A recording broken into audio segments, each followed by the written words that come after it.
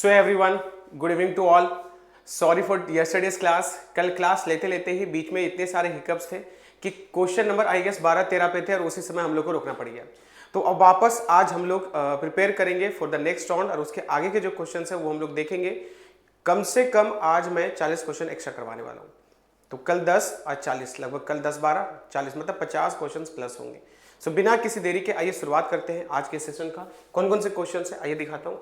ये सब क्वेश्चन तो हो चुका है, हम लोग क्वेश्चन नंबर 12 तक या 13 तक कर चुके थे। Let me see, I still remember. तो मैं क्वेश्चन नंबर 11 से कर लेता हूँ। Her mother told him that it would be more better if he would do his work himself. It would be more better. तो हम लोगों ने इसमें एरर कर लिया था और हम लोगों ने क्या एरर किया था इसमें कि बाबू इसमें मोर बेटर नहीं हो सकता क्योंकि बेटर एक ऑलरेडी कंपैरेटिव डिग्री है और कंपैरेटिव के पहले डबल कंपैरेटिव का यूज नहीं हो सकता। This could be the wrong answer. तो मोर यहाँ पे नहीं हो सकता था। ठीक है, चलिए चलते हैं अगले क्वेश्चन पे। ये रहा question number 12। This is the more difficult question I have ever solve with in 10 minutes. कि 10 मिनट के अपने टाइम स्पेन में मैंने सबसे ज़्यादा डिफिकल्ट क्वेश्चन जो सॉल्व किया वो यही है। तो यहाँ पे जो आंसर होना चाहिए था वो मोस्ट डिफिकल्ट होना चाहिए था। मैंने अपने करियर में एक ही दो क्वेश्चन तो सॉल्व नहीं किया होगा, ज़्यादा ही क्वेश्चन किया होगा। थोड़ा सा आप अपने मन से भी सोच सकते थे। तो यहाँ पे जो आंसर हो सकता है दिस इज द मोस्ट। और ऐसे भी आर्टिकल दा तो सुपरलेटिव के साथ ही लगता है, यहाँ पे हो जाएगा मोस्ट। पढ़ के देखो, this is the most difficult question I have ever solve. I have ever solve का मतलब होता है मैंने जहां तक सॉल्व किया ना उसमें से ये सबसे ज्यादा डिफिकल्ट मुझे लगा, ये बोलने की कोशिश कर रहा है। ठीक है, चलो आ जाओ अगले क्वेश्चन पे चलते हैं। ये नंबर क्वेश्चन जो है क्वेश्चन नंबर 13 देखिए क्या सही आंसर हो सकता है। क्वेश्चन नंबर 13, यहां से शायद हम लोग को बनाना है। All the paintings are interesting but this one is the more interesting. तो फिर से वही बात है, अभी प्लेसमेंट को लेकर के क्वेश्चन है। अभी कुछ देरी में मैं आपको रूल्स लेकर के क्वेश्चन दिखाऊंगा। तो प्लेसमेंट लेके एरर्स जो है बाबू उसमें ये है कि this one is more interesting नहीं होगा, this one is the most interesting. ठीक है, ऑल मैंने बताया था ना कि कोशिश करना समझने का कि ऑल का मतलब दो से ज्यादा होता है। ऑल का मतलब हमेशा दो से जाता है, इस चीज को याद रखिएगा। ऑल का मतलब क्योंकि दो के लिए हमेशा कुछ ना कुछ तो स्पेशल वर्ड है यार। दो के लिए बोथ बना है, दो के लिए ईच बना है, दो के लिए आइदर बना है, दो के लिए नाइदर बना है, इतने सारे वर्ड्स हैं। तो दो के लिए फिर यहाँ पे नहीं हो सकता। ऑलरेडी आप सभी को बता दूं ऑल का मतलब दो से ज़्यादा होता है और अगर दो से ज़्यादा है तो आपके पास यहाँ पे द मोर नहीं और ऐसे भी आर्टिकल द सुपरलेटिव के पहले ही लगता है, द मोस्ट हो जाएगा।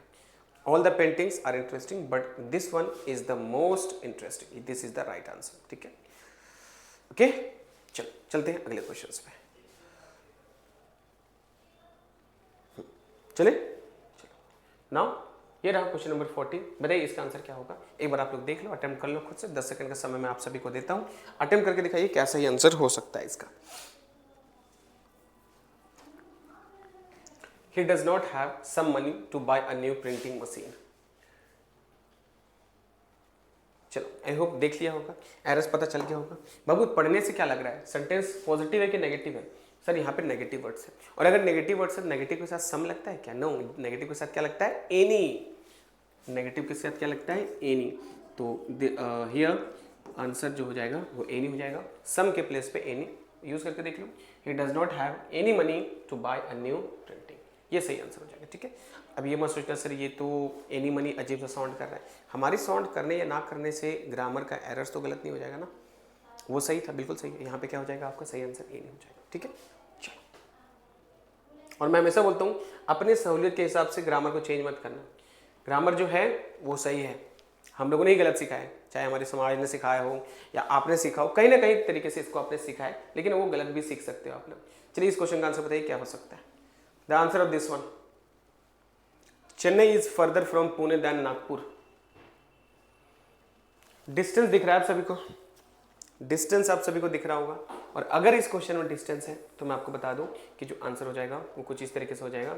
चेन्नई इज फर्दर फ्रॉम, गलत है बाबू, चेन्नई इज फार्दर फ्रॉम। यहाँ पे यू नहीं होगा, मतलब यहाँ पे गड़बड़ हो जाएगा। यहाँ पे सही आंसर हो जाएगा फार्दर। क्या हो जाएगा? फार्दर। पढ़ के देखो, Chennai is farther from Pune than Nagpur. Chennai is farther from Pune than Nagpur, this is the right answer. आपको मैंने बताया था फर्दर क्या होता है, फार्दर क्या होता है। फार्दर का यूज FAR, फार का मतलब होता है डिस्टेंस, तो डिस्टेंस में यूज होता है। बाकी हर जगह पे आपको FUR फर्दर का यूज करना है।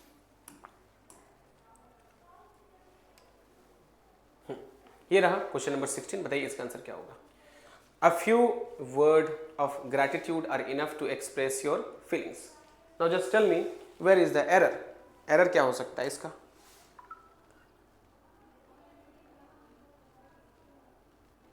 Any idea?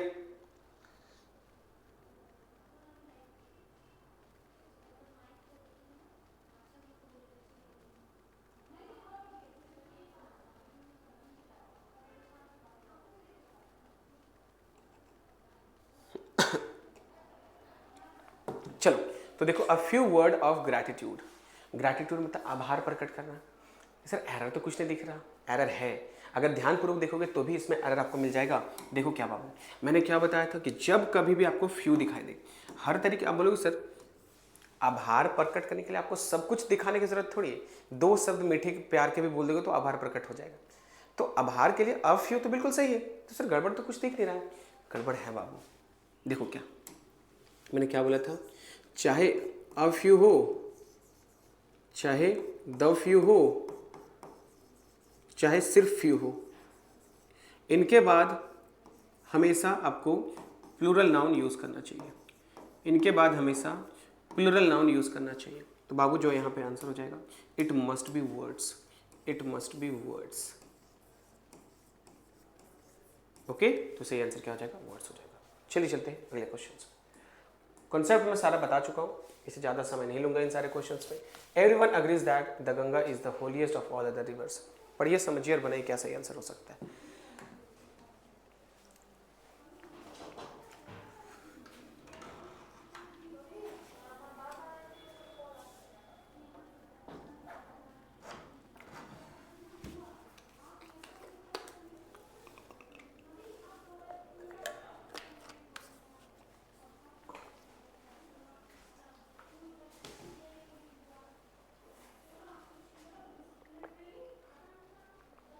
Any answer? No answer. So देखो क्या होगा, everyone agrees that the Ganga is the holiest. मैंने क्या बोला था, whenever you see superlatives, whenever you see superlatives along with superlatives we can't place other. Superlatives के साथ कभी भी हम लोग अदर का यूज नहीं कर सकते।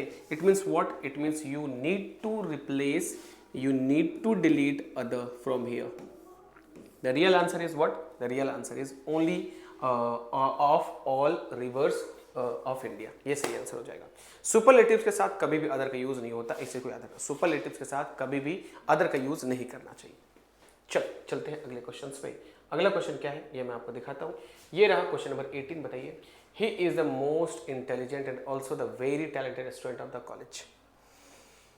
बताइए, इसको तो अच्छे खासे मैंने बैंक के क्लर्क लेवल या पीओ लेवल के एग्जाम्स में ऐसे ऐसे क्वेश्चन आते देखे। ये सेम रूल, थोड़ा सा लेंथ बढ़ा देगा, थोड़ा सा क्वेश्चंस का जो टफनेस है वो इंक्रीज कर देगा। तो फिर देखो बताओ यहाँ पे आंसर क्या हो सकता है बाबू।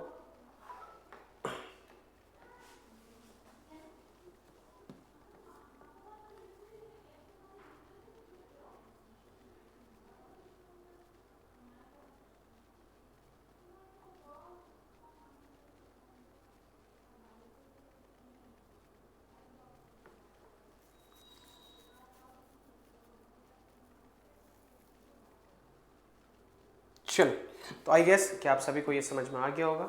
सो ही इज द मोस्ट, याद रखना यहाँ पे एंड को लेकर के रूल है कि यहाँ पे जो चीजें दिख रही है कि he is the most intelligent and also very talented. तो बाबू इस चीज को याद रखना, एंड जो है ना ये पैरेललिज्म का रूल फॉलो करता है। एंड के पहले जो होगा एंड के बाद वही होगा।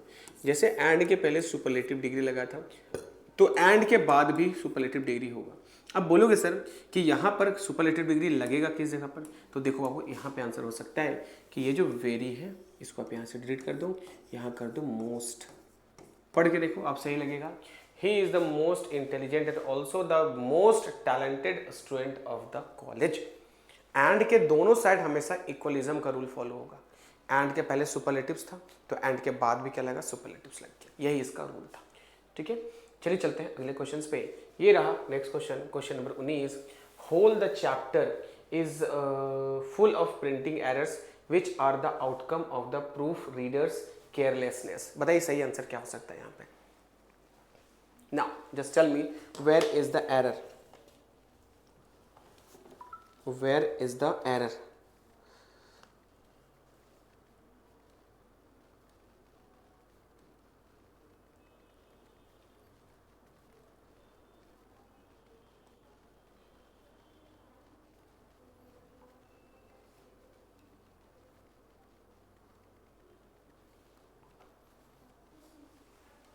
चलो, तो आसान लग रहा है। होल द होता है कि द होल होता है? याद करो, लास्ट क्लास जब मैंने कंसेप्ट पढ़ाया था उस वक्त मैंने बोला था द जो है होल के पहले लगता है, द होल चैप्टर होना चाहिए। ठीक है, इसी को याद रखना, आर्टिकल द जो है वो होल के पहले लगता है। तो यहाँ पे जो आंसर हो जाएगा that is whole the chapter गलत है बाबू, द होल चैप्टर हो जाएगा। द होल चैप्टर मतलब ए में गड़बड़ था इसका। ठीक है, ध्यान रखना, पढ़ने से कुछ नहीं होता, अगर क्वेश्चंस बन गया तो तब जाके मजा आएगा फिर।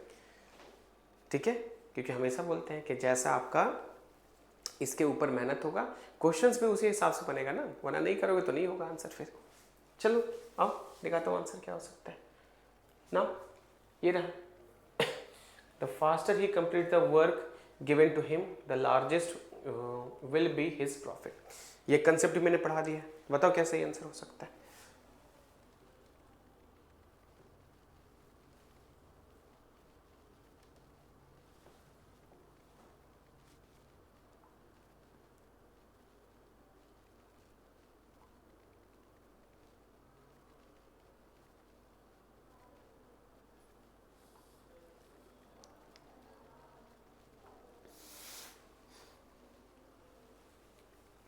हो गया, चलिए आंसर करते हैं। क्या होगा देखो आप। सो मैंने बोला था ना डबल कंपैरेटिव्स, मतलब जब कभी भी आपके पास डबल कंपैरेटिव्स वाला फॉर्मूलाज दिखे, याद रखना बीच में दैन नहीं होगा।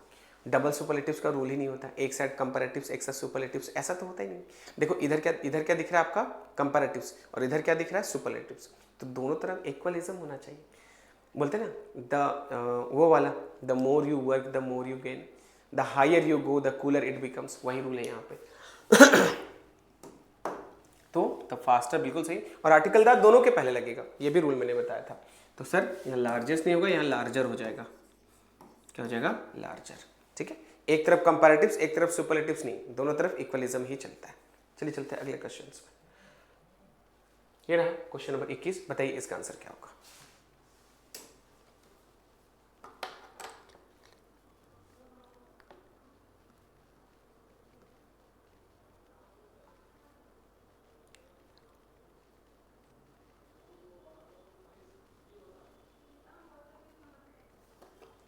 रेडी?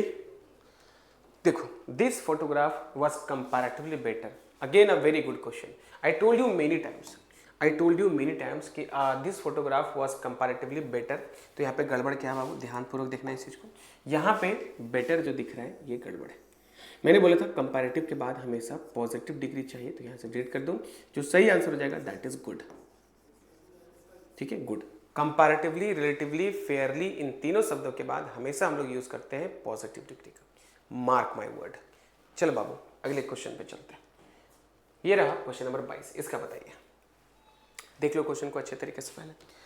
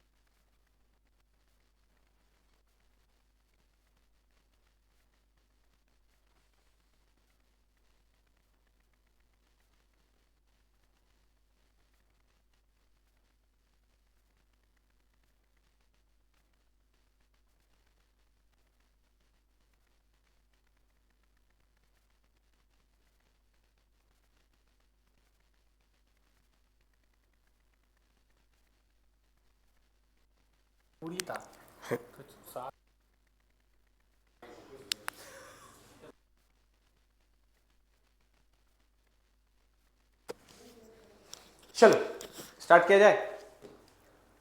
क्या आंसर है दिखाता हूं, देखो। So Ramayan is more sacred Ramayana is more sacred than all the mythologies of Hindus. तो ये भी मैंने बताया था। क्या क्या चीजें होनी चाहिए थी आप सभी को मैं बता दूं कि जो इसमें सीक्वेंस लगता है वो कुछ इस तरीके से होता है कि जब कभी भी आप अदर लगाना चाहते हो तो जो इसका पेयर होता है वो कुछ इस हिसाब से होता है कि आपके पास क्या होना चाहिए था, 3 कंडीशंस फुलफिल होने चाहिए थे। कौन कौन से फुलफिल होने चाहिए थे? पहला आपके पास इक्वल कंपैरिजन, ठीक है, इक्वल कंपैरिजन जिसको बोलते हैं। दूसरा मैंने बोला था ऑल, एनी, नो में से कुछ होना चाहिए था। और तीसरा कंडीशन जो मैंने बताया था कि पॉजिटिव डिग्री या फिर कंपैरेटिव डिग्री में से कोई एक होना चाहिए था। तो इसमें से कुछ एक होना चाहिए था, तब जाके अदर लग सकता है, अदरवाइज तो अदर लगेगा नहीं। तो यहाँ पे देखना है कि इक्वल कंपैरिजन है कि नहीं। देखो रामायणा भी एक मैथोलॉजी स्टोरी है और इधर भी बाकी मैथोलॉजीज है, मतलब इक्वल कंपैरिजन हो गया। और ऑल, एनी, नो में से एक चाहिए, यहाँ पे ऑल लगा हुआ है तो 2 कंडीशन फुलफिल हो गया। तीसरा है कि पॉजिटिव और कंपैरेटिव में से एक चाहिए, तो यहाँ पे मोर है, मतलब कंपैरेटिव डिग्री, मतलब ये भी सूटेबल है। तो इसका मतलब ये रहा कि सारे कंडीशन सेटिस्फाइड है, तो यहाँ पे लग जाएगा ऑल अदर। क्या लग जाएगा? All other mythologies. Ramayana is more sacred than all other the mythologies of Hindu. नहीं, यहाँ पे अदर यहाँ मत लगाओ, अदर यहाँ पे लगा दो, ठीक है, द के बाद, क्योंकि नॉन उसके बाद होना चाहिए था। तो ऑल द अदर मैथोलॉजीज हो जाएगा, all the other mythologies, this is the real answer. All the other mythologies, this is the real answer. Okay, चलिए चलते हैं नेक्स्ट क्वेश्चन पे। अगला क्वेश्चन देखो, ये है question number 23। He had telephoned yesterday to ask how much of the youth who attend our classes would be interested in working for a textile company। चलिए बताइए इसका आंसर क्या हो सकता है। आसान क्वेश्चन है, अच्छे से रिप्लाई कीजिए, क्या सही आंसर हो सकता है मैं बताता हूं फिर।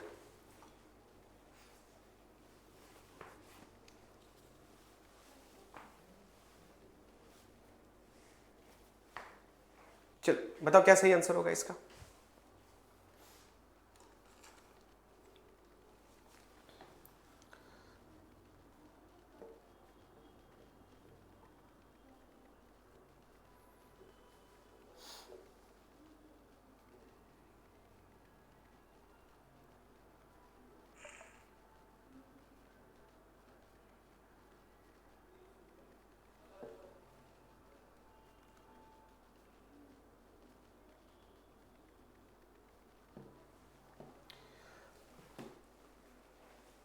चलो दिखाऊं, तो बहुत अच्छा क्वेश्चन है, आई होप समझ में आ गया होगा।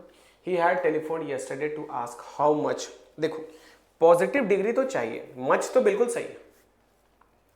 तो आप सभी को पता है कि यूथ यहाँ पे काउंटेबल नाम है, तो how many of the youth होना चाहिए था। How many of the youth who attend our classes would be interested in working for a textile company. तो बाबू यहाँ मच नहीं होगा, youth is a countable noun, और काउंटेबल नाउन के लिए जो आंसर होना चाहिए that is many, that is many. Countable noun के लिए जो एडजेक्टिव यूज होता है that is many, not much. हालांकि वो दिख नहीं रहा है तो मैं इधर को लिख देता हूँ, यहाँ पे आप मच को काट करके इसको नीचे यहाँ पे लेते आओ और यहाँ पे मेनी का यूज कर लो, ठीक है। आंसर किस में है? 2 में गड़बड़ है बाबू, आंसर इसका 2 में सही आंसर हो जाएगा, ठीक है। चलो let's move on, question number 24, इसका आंसर क्या होगा बताइए।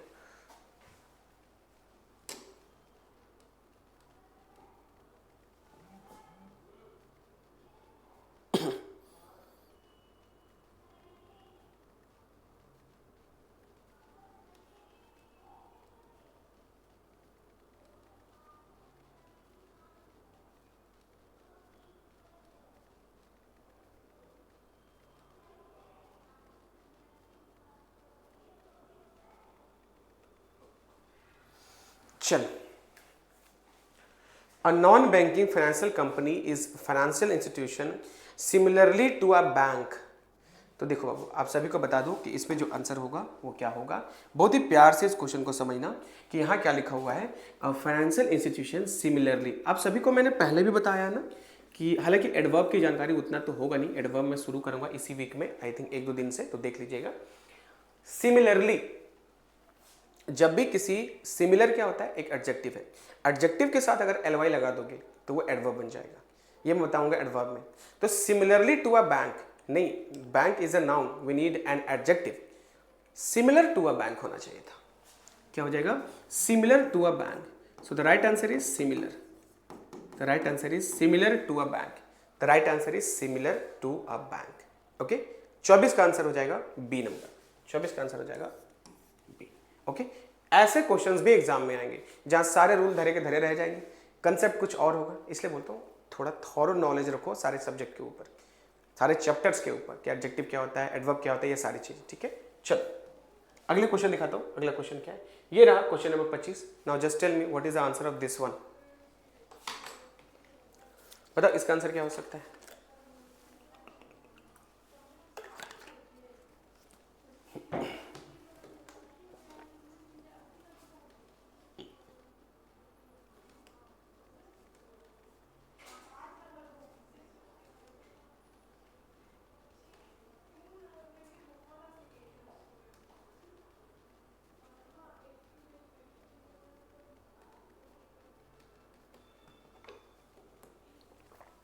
Any answer?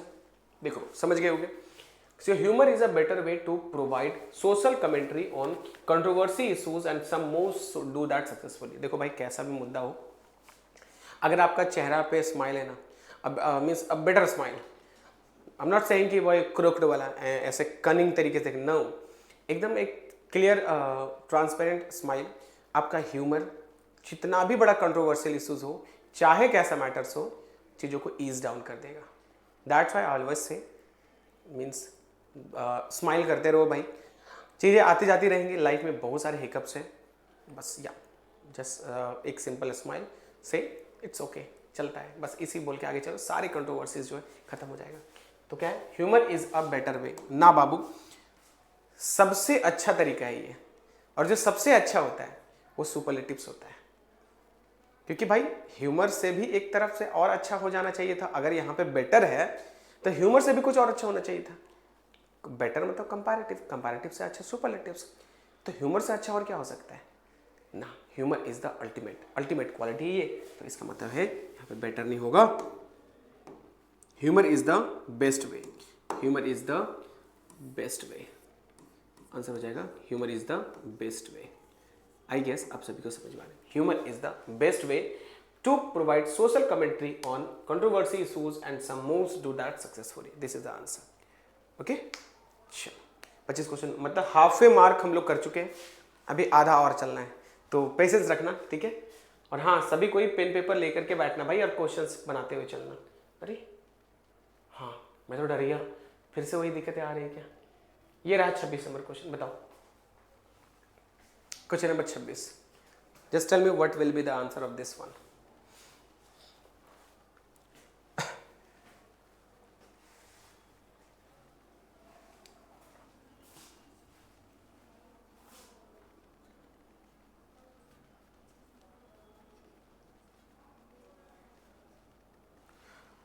चलो तो आंसर बताता हूँ, देखो, these days job opportunities are not as better as they use to be in the early 90s।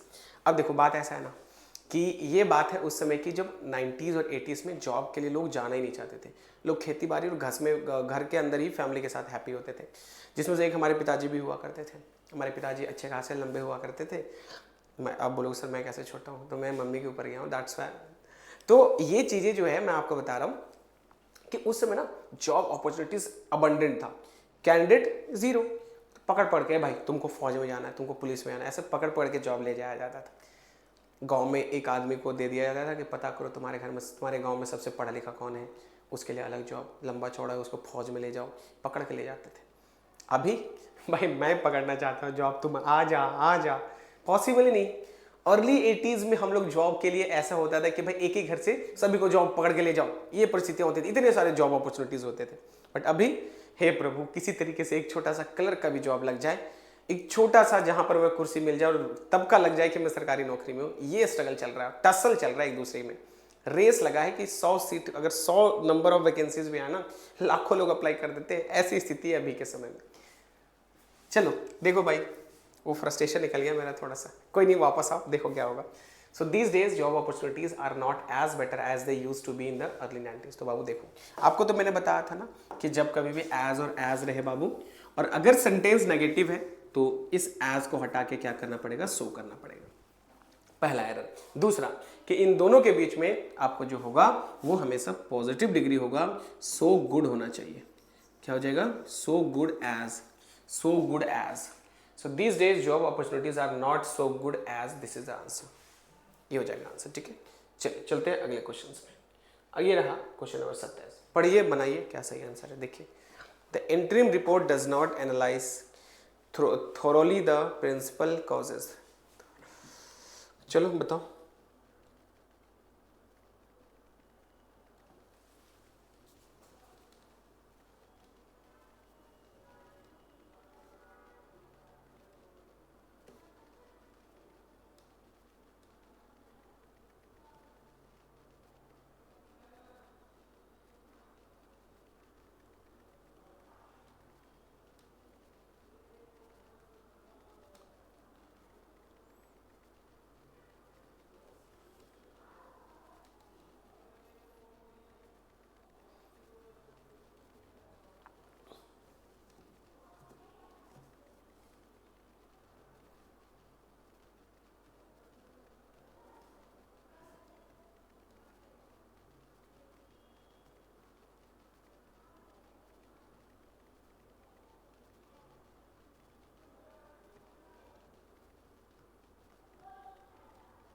चलो, आई होप बन गया होगा।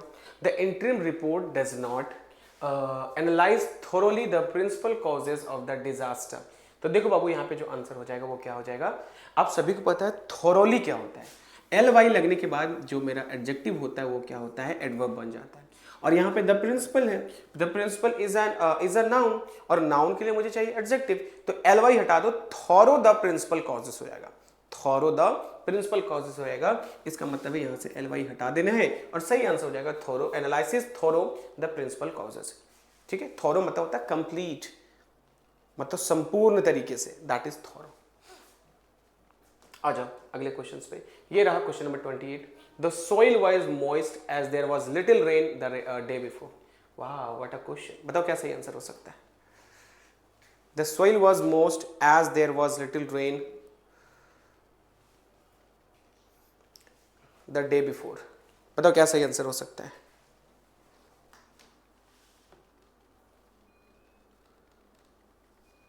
एनीवन?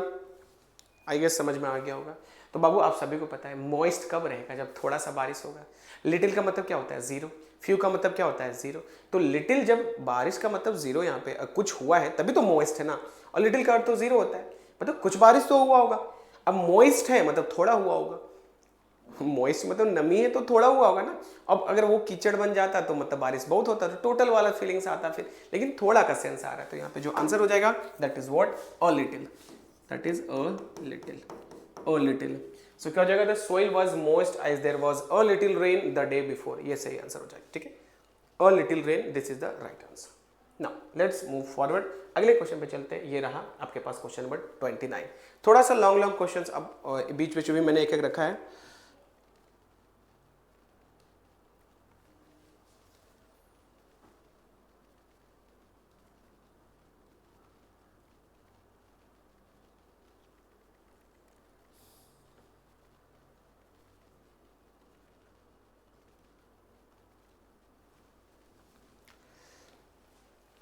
चलो देखो क्या है। Though its gloss can fool few unwary customers, it wouldn't be difficult for the clever ones to जज its real worth.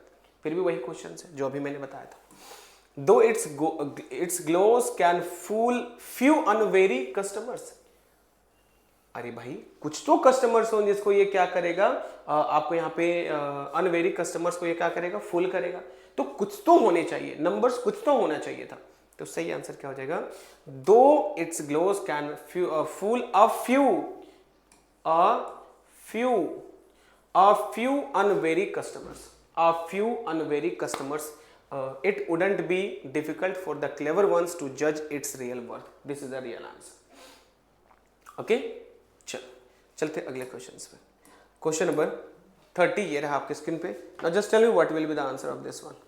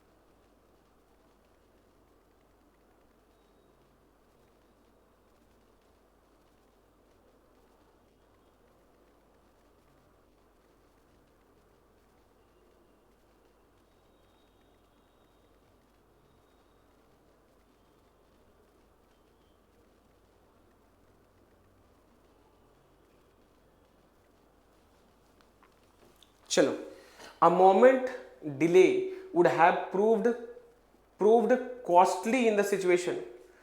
बताओ क्या सही आंसर हो सकता है इसका। A very very very good sentence. थोड़ा सा लेवल आपको बढ़ता हुआ दिखेगा आप, ठीक है।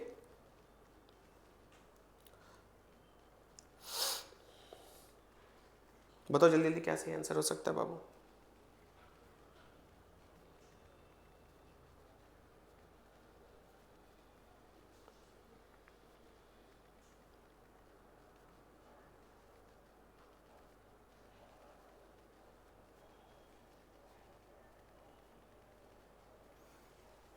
चल दिखाओ क्या सही आंसर हो सकता है। आप में से कई सारे लोग सोच रहे होंगे सर क्यों ना कॉस्टली को हटा दे। कॉस्टली हटाओगे तो क्या करेंगे, वुड हैव प्रूव्ड कॉस्टली, नहीं, दिस इज रॉन्ग। तो a very good question I have. So देखो, अ मोमेंट डिले, आप सभी को पता है, मैंने नॉन में ही पढ़ाया था ये वाला कंसेप्ट, कि जब कभी भी आपके पास नंबर आ जाए, काउंटिंग नंबर में ए भी क्या, एक का मतलब एक होता है, इसके बाद ये वाला जो पोजीशन होता है ये एडजेक्टिव का होता है, और यहां पे क्या होता है, डिले। तो ये जो वर्ड है ये आपको कनेक्ट करता हुआ दिखेगा कि जब कभी भी आपके पास ऐसा क्वेश्चन दिखे कि आपके पास जो वर्ड हो बेसिकली अ मोमेंट डिले जो है, यहां पे ये एक वर्ड है आर्टिकल ए के साथ। तो अगर आर्टिकल ए के साथ दिया है इसका मतलब ये है कि आर्टिकल ए नाउन के साथ लगता है, और नाउन के साथ अगर लगा हुआ है तो इसका मतलब ये है कि बीच में जो वर्ड आया होगा वो एडजेक्टिव होना चाहिए था, कि पहले काउंटिंग नंबर फिर नाउन, और इन दोनों के बीच में जो वर्ड होता है दैट इज एडजेक्टिव। उन दोनों के बीच में जो होता है that is adjective. So the right answer is a momentary delay. A momentary delay. A momentary delay. A momentary delay is the right answer. A momentary delay would have proved costly in the situation. एक और question मैं दिखाऊंगा last में, आपके लिए homework देके जाऊंगा, फिलहाल अभी इसको याद रखो। अ मोमेंटरी डिले, फिर से वो रूल लिख देता हूं। रूल क्या था बाबू, कि काउंटिंग नंबर होना चाहिए, इसके बाद इस जगह पर एडजेक्टिव होगा, और यहां पे क्या हो जाएगा, नाउन हो जाएगा। कुछ लोगों को लग रहा होगा सर ये वर्ब है, बाबू वर्ब भी नाउन के जैसे काम कर सकता है, ये मैं पढ़ाऊंगा नॉन फाइनाइट के दिन। वर्ब भी नाउन पर नाउन के जैसे काम कर सकता है, बताऊंगा मैं। तो हो जाएगा a momentary delay, this is the right answer. चलो चलते हैं क्वेश्चन नंबर नेक्स्ट पे। ये रहा क्वेश्चन नंबर 31, बताता हूं क्या सही आंसर है।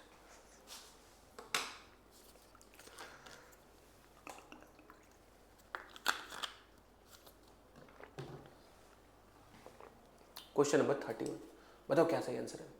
We are going to launch this 3 crores project. फिर से वही रूल जो मैंने 9 में बताया था। तो आइए विदाउट फर्दर डू मैं स्टार्ट करता हूँ इस चीज़ को। फिर से वही रूल जो मैंने अभी बताया, जस्ट बताया कि अगर काउंटिंग नंबर हो, इसके बाद इस जगह पे जो वर्ड होगा वो एडजेक्टिव हो जाएगा, और इसके बाद जो होगा ये नाउन होगा।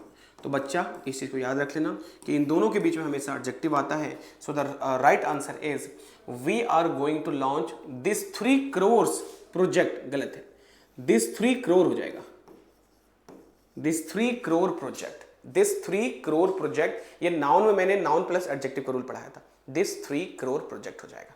ठीक है, चलिए चलते हैं अगले क्वेश्चंस पे। अगला क्वेश्चन ये रहा नंबर 32, बताइए क्या सही आंसर।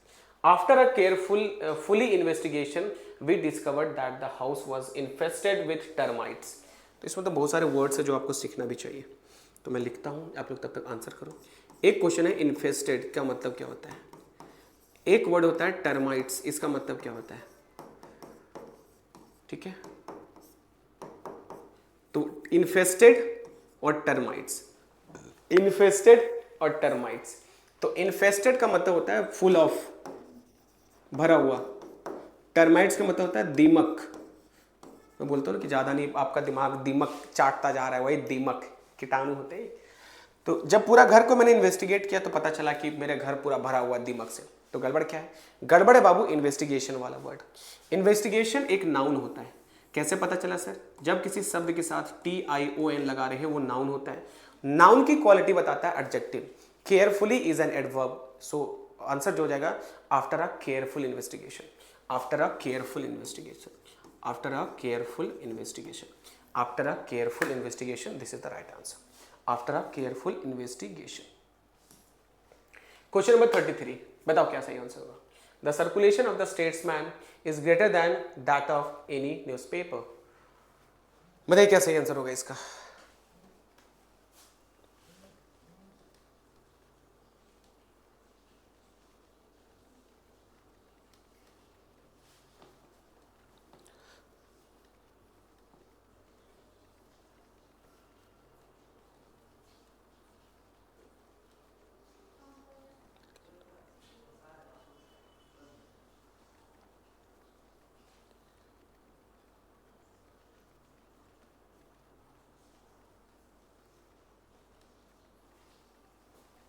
चलो देख लिया होगा आई होप कि the circulation of the statesman is greater than that of. अब चलो सर दैट ऑफ क्यों, तो मैंने बोला था जब नाउन रिपीटेड हो तो दैट ऑफ और दोज ऑफ का यूज करते हैं। दैट ऑफ बिल्कुल सही, क्योंकि द ये स्टेट्समैन जो है, स्टेट्समैन ये सिंगुलर वर्ड है, ये न्यूज़पेपर का नाम है, और अगर ये न्यूज़पेपर का नाम है इसका मतलब ये है बाबू कि न्यूज़पेपर का कंपैरिजन न्यूज़पेपर से हो रहा है। तो सिमिलर क्वालिटी में जब कंपैरिजन हो और सारे कंडीशंस अगर फुलफिल हो, यहाँ पे देखो कंपैरेटिव डिग्री है, यहाँ पे एनी भी दे रखा है, तो मतलब यहाँ पे हो जाएगा एनी अदर। क्या हो जाएगा बच्चे, any other. The circulation of the statesman is greater than any other newspaper, this is the answer. चलो अगले क्वेश्चन पे चलते हैं। अगला क्वेश्चन क्या है ये साफ साफ अभी आपको दिखेगा। ये रहा क्वेश्चन नंबर 34। 4 वर्ड के क्वेश्चन हैं, ठीक है। ऐसे क्वेश्चंस भी आपको देखने को मिलेंगे। अब बोलोगे सर सडनली इतना लंबा से इतना छोटा हो गया, भाई ये मीन्स पार्टिकल्स इसके अलग अलग किए गए, बताओ। ये तो लग रहा होगा देखने से। चल आइए बताता हूँ। आप सभी को पता है कि ऑफ के बाद ऑब्जेक्ट आता है, और ऑब्जेक्ट एक नाउन होता है। नाउन की क्वालिटी बताता है एडजेक्टिव, तो फ्रीली नहीं होगा, फ्री ऑफ चार्ज होता है। आप फ्री ऑफ कॉस्ट बोलते हैं तो फ्री ऑफ चार्ज वही मतलब है, फ्री ऑफ कॉस्ट या free of charge, this is the answer. अगले क्वेश्चन पे चलते हैं। ये रहा अगला क्वेश्चन, क्वेश्चन नंबर, भाई ऐसा लग रहा है इसको लकवा मार दिया। बताओ, the railways have made crossing the tracks a punished offence. Wow, a punished offence, a punished offense, a punished offense।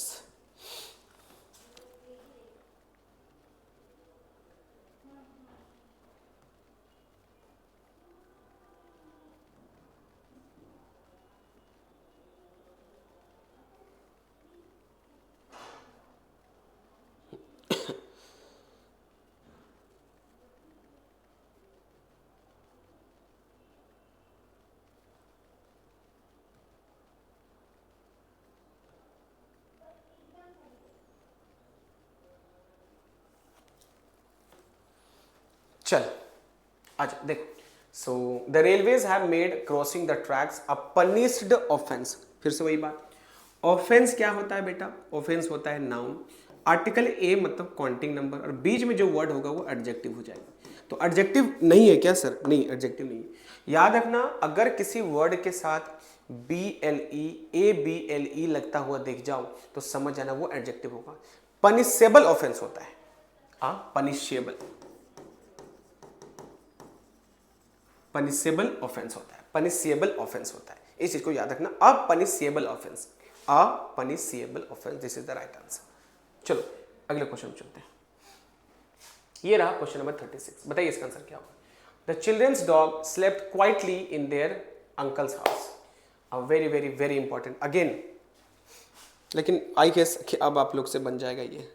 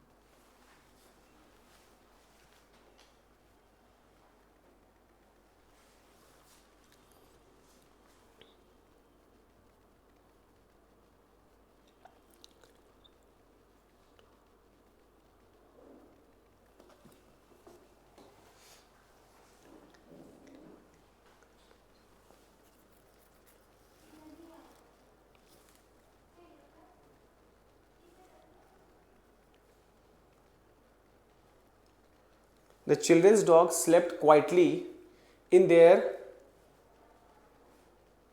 in their uncle's house.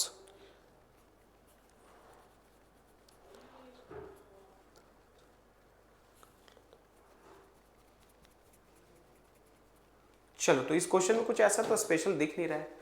हाँ, प्लेसमेंट को लेके एरर मुझे एक दिख रहा है, बाकी इसमें कुछ ऐसा स्पेशल एरर तो नहीं दिख रहा है। वही मैं चेक कर रहा था, क्वेश्चन में गड़बड़ी तो नहीं है भाई।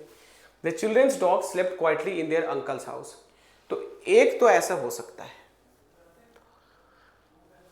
एक मिसप्लेसमेंट को लेके एरर लग रहा है मुझे, बाकी इसमें कुछ गड़बड़ नहीं है। सेंटेंस में contain no error, sentence contain no error, this sentence contain no error, कोई गड़बड़ नहीं लग रहा है मुझे। हाँ, कहीं ना कहीं पे आपको थोड़ा सा ये दिख जाता है, देखो अंकल लिविंग थिंग है तो अपोस्ट्रोफी एस तो इनके साथ लग सकता है। In the house of uncles या चिल्ड्रंस अंकल, ये हो सकता था, लेकिन वो फिर मेरे ख्याल से सुपर फ्लॉज होगा, उसका कोई मतलब नहीं बनता है।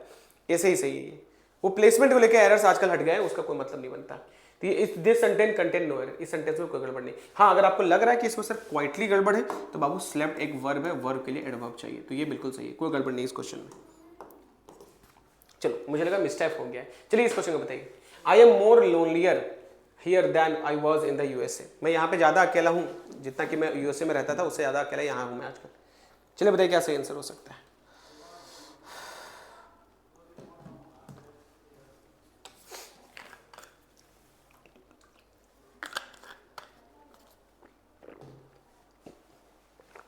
देखोगे, so I am more lonelier here than was in the USA, तो देखो क्या सही आंसर होगा।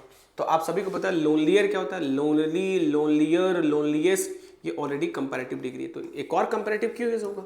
Double comparatives, double superlatives can not be used together, double comparatives, double superlatives can not be used together, this is the answer. Question number 38, the Hindu is most popular than any other newspaper in India.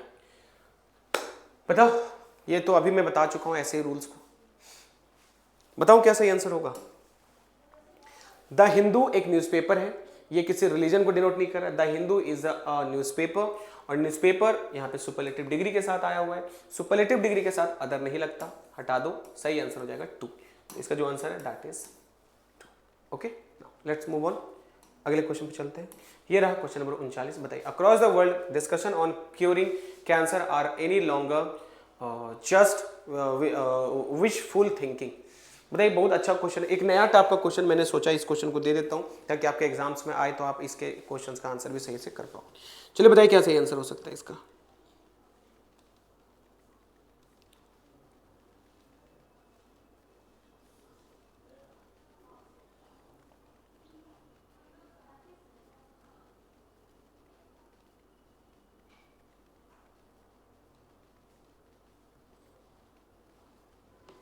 चलो आई गोस देखिए होगा सभी को। So across the world discussions on curing cancer are any longer, गलत है बाबू, ये एक phrase होता है, एक फ्रेज होता है, आर एनी लॉन्गर नहीं होता, आर नो लॉन्गर होता है, कि across the world discussion on curing cancer are no longer just wishful thinking, कि अब इलाज सिर्फ विशफुल नहीं है, दिस इज इंडीड पॉसिबल, कि अब क्योर हो सकता है कैंसर, ये बोलने की कोशिश कर रहा है। तो एक फ्रेज होता है, और ये यहाँ पे नो लॉन्गर जब कभी भी लगाओगे कंपैरेटिव के साथ, तो नो लॉन्गर, एनी लॉन्गर जैसा कोई शब्द ही नहीं बना आज तक, नो लॉन्गर एक कंप्लीट फ्रेज होता है अगर लगेगा तो, अदरवाइज लॉन्गर अपने आप में कंपैरेटिव से वो अपने आप में सफिशिएंट है। आर लॉन्गर नहीं, नो लॉन्गर, ये एक कंप्लीट फ्रेज होता है, ये डिमांड कर रहा है यहाँ पे नो चाहिए ही चाहिए, इसका कोई स्पेसिफिक रूल नहीं होता, दैट्स आपको ये अलग से दिमाग लगा के याद करना पड़ेगा।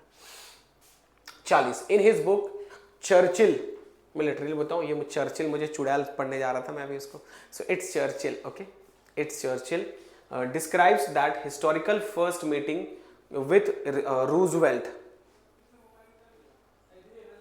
बताइए क्या सही आंसर हो सकता है, अ very very very important word.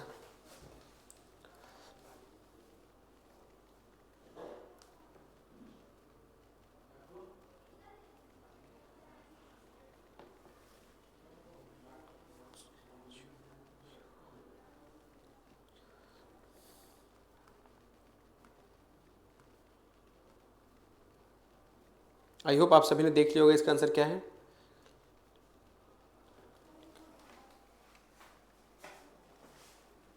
चलो तो देखो गड़बड़, in his book Churchill describes that historical first meeting, ना ये गड़बड़ है। यहां पे जो गड़बड़ है बाबू, कि आपका ये जो दिख रहा है ना फर्स्ट, हमेशा ऑर्डिनल नंबर पहले स्थान पे होना चाहिए, ऑर्डिनल नंबर हमेशा पहले स्थान पे होना चाहिए। तो क्या हो जाएगा कि in his book Churchill describes that the first historical meeting, ये सही आंसर हो जाएगा। हमेशा ऑर्डिनल नंबर जो होता है वो पहले यूज होता है, उसके बाद ही किसी तरीके के नंबर्स का और कोई भी अलग नाउन का यूज करोगे। ठीक है, बीच ऐसा नहीं कि बीच में आ जाए आपको कोई दूसरा वर्ड और जाके ऑर्डिनल बीच में लगा दो, नहीं, ऑर्डिनल पहले रखना। द फर्स्ट हिस्टोरिकल या historical first, the first historical. थोड़ा कम्युनिकेशन एरर्स भी यहाँ पे गैप लग रहा था। चलिए अगले क्वेश्चन पे चलते हैं। ये रहा question number next, question number 41। बताइए इसका आंसर क्या होगा। ऑप्शंस भी इसके अवेलेबल हैं, तो बढ़िए। Mobile phones are so importance these days that they are no longer luxury items, but देखो जो एक्स्ट्रा मिल रहा है बाबू उसको तो मैं बोलूंगा नोट कर लेना। मैं नहीं चाह रहा हूं कि आपको जो मैंने रूल्स में बताया सिर्फ उतना ही, जो एक्स्ट्रा मिल रहा है उसको भी लिखो। जैसे इसमें भी कुछ नया है, इसमें भी कुछ नया है, बताइए क्या सही आंसर लग सकता है।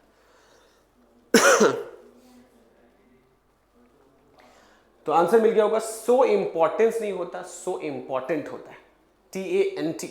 आपको जब कभी भी एडजेक्टिव बनाने की जरूरत पड़े तो रूट वर्ड्स में, जैसे मैंने भी बताया था ABLE, कुछ वर्ड्स है जो अभी आप यहां से लिख सकते हो। मैं 2 बता देता हूँ, 3 बता देता हूँ एक्चुअली रूट वर्ड्स में, कि अगर किसी वर्ड के साथ ABLE, ठीक है, LY और क्या हो सकता है TIV और TANT, अगर ये सारे वर्ड्स लगते हुए दिख जाए तो वो सब के सब क्या हो जाएंगे, एडजेक्टिव हो जाएंगे। जैसे सो important these days, so important these days, ये सही आंसर होगा। तो आपका जो आंसर हो जाएगा टेंट भी, TIV को लेकर के मैं एक क्वेश्चन दे दूंगा। टेंट तो यहां से हो गया, एबल तो मैंने पहले बता दिया था। तो आइए मैं क्वेश्चन दिखा देता हूं। जो आंसर होगा बाबू, that is what, that is 2। So important these days हो जाएगा, सो इंपॉर्टेंट दीज डेज। आप जब MCQ जब आप फेयर कर रहे हो, इसका नोट्स बना रहे हो, तो लास्ट में एक टॉपिक पुट करना मिसलेनियस करके, और मिसलेनियस के नीचे ये इन सारे पॉइंट्स को लिखते जाना। इनका कोई स्पेशल रूल नहीं होता बाबू, इसलिए इनको सिर्फ MCQ से ही समझ सकते हो और कहीं से नहीं समझ सकते हो। ठीक है, चलिए चलते हैं अगले क्वेश्चन पे। ये रहा क्वेश्चन नंबर 42। बताइए इसका आंसर क्या होगा।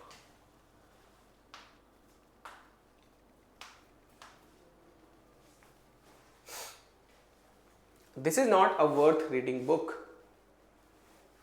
This is not a worth reading book. बताइए इसका आंसर क्या होगा। सोचो जरा, पेन पेपर लेके बैठना और सारे आंसर्स को सोचते हुए जाना।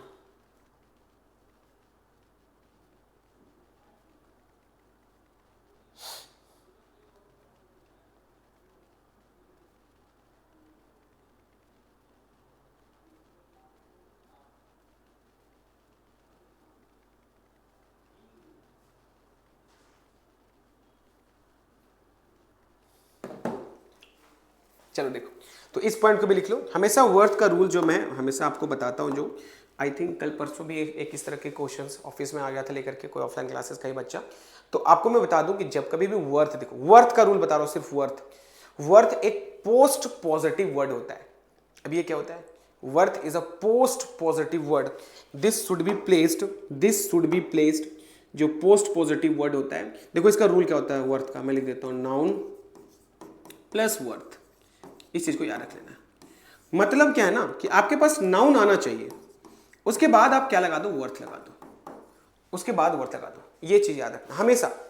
हालांकि आपको वर्थ के साथ बिफोर भी लगता हुआ दिखेगा, तो इस चीज को भी लिख लो। तो यहां लिख लेता हूं मैं कि पहले नाउन आएगा, फिर वर्थ आएगा। याद रखना इसके बाद हमेशा जेरेंड लगता है बिफोर मतलब ING। तो देखो वर्थ रीडिंग तो लगा हुआ है, बुक को खाली इधर करना पड़ेगा। देखो सही आंसर क्या हो जाएगा। So this is not a worth reading book, a book worth reading. Worth reading. This is not a book worth reading. एकदम VVI मार्क करना इस क्वेश्चन को, ठीक है, लिख लो इस पॉइंट को। इसको पोस्ट पॉजिटिव प्लेस बोलते हैं इसको। वर्थ का यूज पोस्ट पॉजिटिव होता है, हमेशा पॉजिटिव के बाद यूज करना चाहिए, नाउन के बाद यूज करना चाहिए। 43 It was obviously for everyone that grandfather was hiding something from all of us. बताइए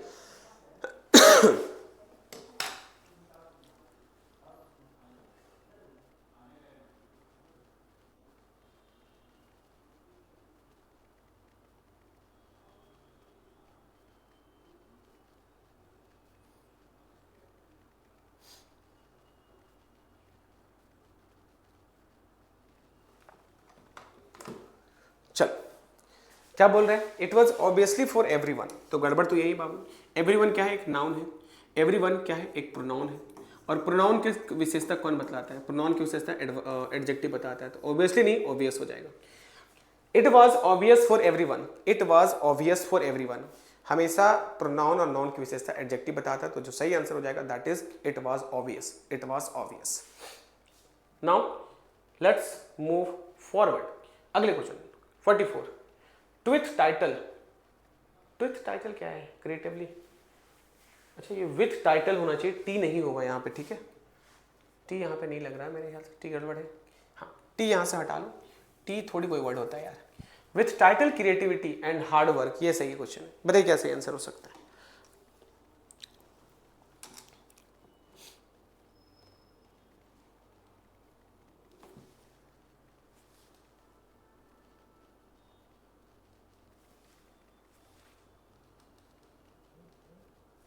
विथ लिटिल क्रिएटिविटी होगा, ठीक है, यहाँ पर भी विथ लिटिल क्रिएटिविटी ही लिखा हुआ है। चलो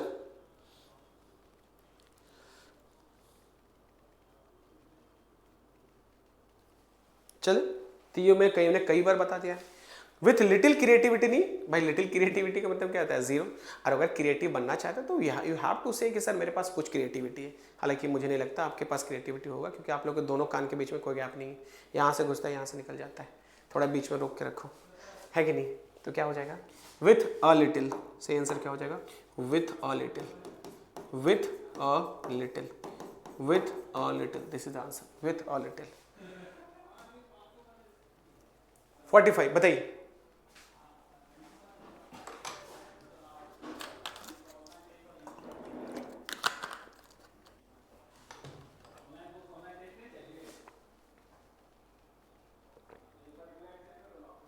being a well scientist, being a well known scientist, चलो आंसर बताओ, अब आओ, बहुत इंपॉर्टेंट है, मार्क करना है इसको, हालांकि इसमें रूल जो है वो किसी दूसरे चैप्टर का है, लेकिन आ गया है तो बता देता हूं मैं, एडजेक्टिव का रूल जो है वो कम ही है इसमें, बीवीआई, बीइंग के बाद दो रूल है बीइंग का, अगर बीइंग के बाद आर्टिकल दिख जाए ए और एन में से कोई, तो ये इंपॉर्टेंट मैंने क्यों लिखा, ये मैंने इंपॉर्टेंट क्यों लिखा, कोई दूसरा कलर ले लेता हूं भाई, दिखता है देखो तो, बीइंग इज दिस, हाँ दिस इज विजिबल, बीइंग के बाद अगर आर्टिकल आपको दिख जाए ए और एन, बीइंग के बाद अगर आर्टिकल दिख जाए ए और एन, ठीक है, बी के बाद अगर बीइंग के बाद आर्टिकल ए या एन कोई भी दिख जाए, याद रखना बाबू, बीइंग के पहली बार आपने सुनना है कि इट लगेगा, पहली बार ऐसा कोई रूल जहां पे सब्जेक्ट आ रहा हो, वरना कभी तक आपने सब्जेक्ट का रूल देखा ही नहीं, इट लगा देना है जब भी बीइंग के बाद क्या दिखेगा, आर्टिकल ए और एन दिखेगा, तो इट लग जाएगा, इसका मतलब आपने गड़बड़ क्या किया था, बीइंग के पहले यहाँ पे इट हो जाएगा, लेकिन अभी सही नहीं हुआ है, कुछ और भी है, ध्यान से सुनना, ध्यान से एकदम, कि जैसे ही बीइंग दिख जाए, बीइंग के बाद हमेशा भी थ्री लगाना, बीइंग के बाद हमेशा क्या लगाना चाहिए, भी थ्री, तो सही आंसर क्या होगा, being a well known scientist, तो it being a well known, it being a well known, this is answer, it being a well known.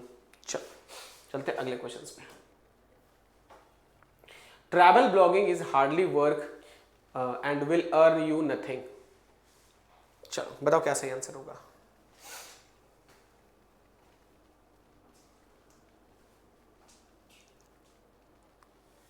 चलो तुम आंसर बताता हूं, travel blogging is a hardly work, मतलब ना के बराबर करने वाला वर्क है, भाई इतने सारे ट्रैवल ब्लॉगर्स बन गए आजकल, travel blogging is a hard work, LY हटा दो, travel blogging is a hard work, यहाँ पे जो आंसर होगा बाबू that is travel blogging is a hard work, ठीक है, हार्ड मेरा एडजेक्टिव होता है और हार्डली मेरा एडवर्ब होता है, लेकिन हार्ड भी कभी कभी एडवर्ब के जैसे यूज होता है, ये मैं एडवर्ब में आपको बताऊंगा। चलिए 47, if you are a runner and a bigger than 18 years you can test your endurance level by running for the half marathon, ये सही आंसर होगा, बताइए।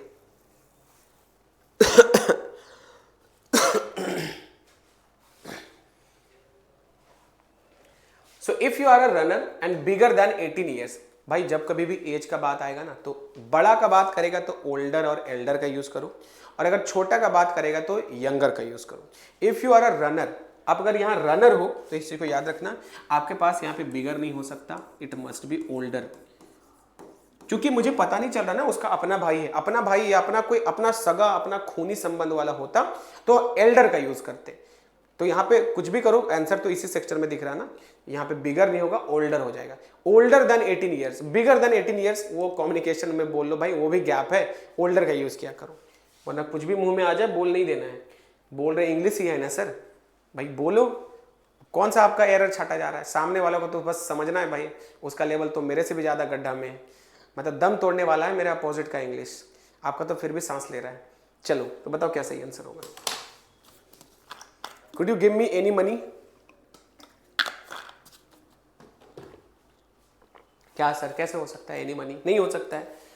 जब कभी भी बोरो लैंड ऑफर का बात होगा एनी नहीं लगता बच्चे, वहां पे क्या लगता है सम। क्या लगता है some. Can you could you give me some money? Could you give me some money? This is answer. 49 बताइए। My colleague always works latest than me. ये तो पढ़ने से आंसर मिल गया। लेटेस्ट देन मी नहीं होगा बाबू, later than me. My colleague always works later than me, ठीक, कंपैरेटिव डिग्री का, मेरे बाद वो काम करते हैं। लेटर देन मी तो कौन सा, सिंगल टी की double T? Sir single T का यूज कर लो। मेरे बाद, मेरे बाद मतलब मैंने बोला कि अब जब आगे फ्यूचर की बात करोगे तो LATER का यूज करते हैं, तो ये गलत है। लेटेस्ट का मतलब होता है नवीनतम, जैसे Chhaava is the latest movie of week की क्वेश्चन, तो वो नवीनतम रिसेंटली जो बातें करता है, तो यहाँ पे क्या हो जाएगा later, LATER। I think it's visible, हाँ नहीं पता नहीं, रेड बहुत ज्यादा ही विजिबल है, मैं थोड़ा मरून चेक करता हूँ। LATER ये भी नहीं दिख रहा है, वाइट ही सही है, फिर यहां मैं लिख देता हूं LATER। चल तो ये हो जाएगा आपका आंसर बी। चलिए लास्ट क्वेश्चन बनाते हैं, मेरे ख्याल से 50 क्वेश्चन ही होगा, लेट मी सी, हाँ 50 क्वेश्चन ही। चलो, the Lions become violent, the Lions become violently when the visitors start throwing stones at him. अब हालांकि मैंने आंसर बोल दिया तो मैं ज्यादा समय नहीं लूंगा। Lions is a noun, noun की विशेषता एडजेक्टिव बताता है, तो वायलेंटली नहीं होगा, वायलेंट होना चाहिए। LY रिमूव कर दो तो the right answer is the Lions become violent, the Lions become violent, the Lions become violent, this is the answer. Okay, so this is all about my side. Adjective पूरी तरीके से खत्म हो गया, थोड़ा सा बड़ा चैप्टर है लेकिन बहुत सारे कंसेप्ट्स है भाई, और one of my favourite chapter में से एक है। इसके क्वेश्चंस भी बहुत सारे आते हैं, for your communication skills, for everything, the development of your mind. अगर इंग्लिश कम्युनिकेशन को और अच्छा करना चाहते हो तो ये बहुत जरूरी है आपके लिए, ठीक है। चलो तो मिलते हैं फिर अगले चैप्टर में कल, यानी स्टार्ट करेंगे हम लोग एडवर्ब्स। टिल देन प्रैक्टिस करते रहो। जय हिंद।